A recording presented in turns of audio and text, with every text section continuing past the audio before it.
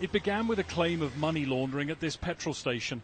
It's now a corruption scandal worth billions. The rich and the powerful in the dock, ordinary Brazilians furious, and the world's seventh biggest economy paralysed. Today it'll probably force President Dilma Rousseff from office, not for corruption, but for lying to voters about the country's debt. It's a complex and chaotic story of massive deceit, tension and anger in the Senate this week, accusers themselves among the accused, and her opponents say the president's responsibility. Even if she's not directly involved, Senator Zezé Perella told us, how can she say she knew nothing? We're living in a grotesque scenario where corruption scandals are spreading every minute. Her supporters, though, are angry at her looming impeachment, blocking roads across the country.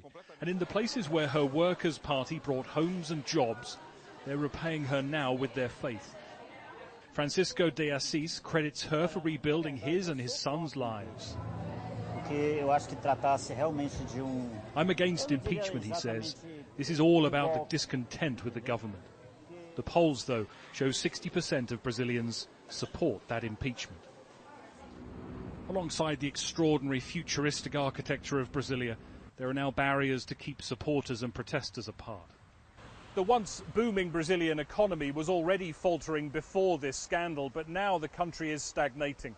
There's a growing recession, the currency is falling, and there's massive uncertainty because no one knows when or how this crisis will end.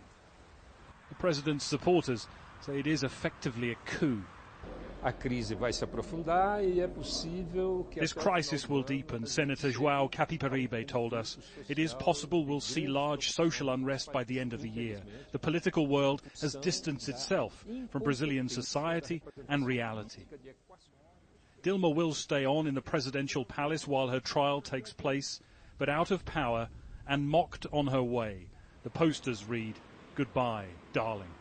Greg Milam, Sky News, Brasilia.